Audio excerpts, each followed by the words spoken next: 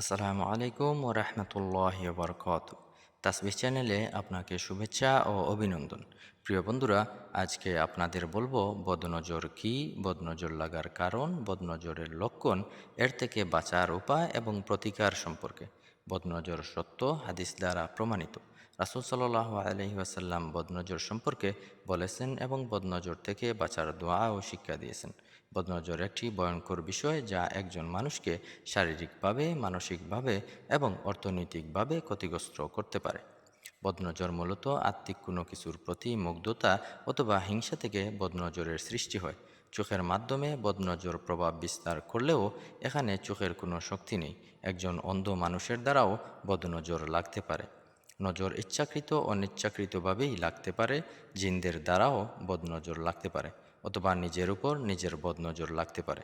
আবু সাইদ খুদরি রাদিয়াল্লাহু আনহু থেকে বর্ণিত, রাসূলুল্লাহ সাল্লাল্লাহু আলাইহি ওয়াসাল্লাম বলেছেন, প্রথমে জিনের বদনজর থেকে ফানা চাও, তারপরে মানুষের বদনজর থেকে ফানা চাও।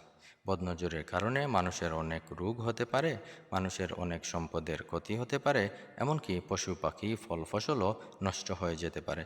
ইমাম বুখারীর মতে বদনজরের কিছু আলামত হচ্ছে: ভিতরে ভিতরে জ্বর থাকবে কিন্তু তা থার্মোমিটারে উঠবে না, কোনো কারণ ছাড়া কান্না আসবে, কোনো কাজে নামাজে বা জিকিরে মন বসবে না, প্রায় শরীর দুর্বল থাকবে, বমি বমি ভাব হবে, এমনকি চেহারাও ধূসর হয়ে যেতে পারে, বুক ধড়ফড় করবে, দম বন্ধ হয়ে আসবে, সব সময় মেজাজ খারাপ থাকবে, আত্মীয় ও বন্ধুদের সাথে দেখা হলে ভালো লাগবে না, অতিরিক্ত চুল পড়বে এবং প্রচুর পরিমাণে পেটে গ্যাস হবে, জ্বর, সর্দি কাশি, মাথা ব্যথা, শরীরের ব্যথা লেগেই থাকবে, ব্যবসায় প্রচুর পরিমাণে লস হবে, যে কাজে পারদর্শী সে কাজ করতে গেলেই শরীর অসুস্থ হয়ে যাবে।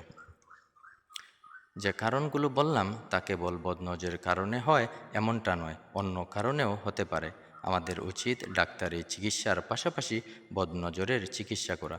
বিশ্বনবী সাল্লাল্লাহু আলাইহি ওয়াসাল্লাম বদনজর থেকে বাঁচতে যে দোয়া শিক্ষা দিয়েছেন, যে দোয়াগুলো পড়ে ওনার নাতি হাসান এবং হুসাইন রাদিয়াল্লাহু আনহুকে ফু দিতেন, সে দোয়াগুলো হচ্ছে: আউযু বিকালিমাতিল্লাহি তাম্মাহ মিন কুল্লি শাইতানিন ওয়া হাম্মাহ ওয়া মিন কুল্লি আইনিন লাম্মাহ, এবং বিসমিল্লাহিল্লাযী লা ইয়াদুররু মা ইসমিহি শাইউন ফিল আরদি ওয়ালা ফিস সামাই ওয়া হুয়াস সামিউল আলিম।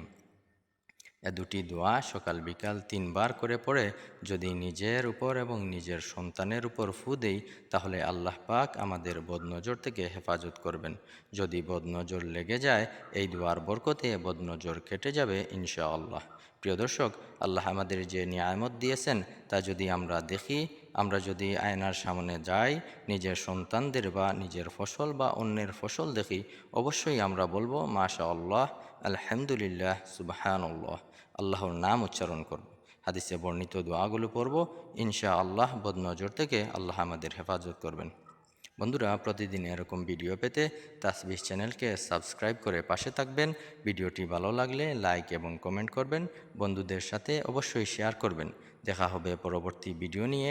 আসসালামু আলাইকুম ওয়া রাহমাতুল্লাহি ওয়া বারাকাতুহু।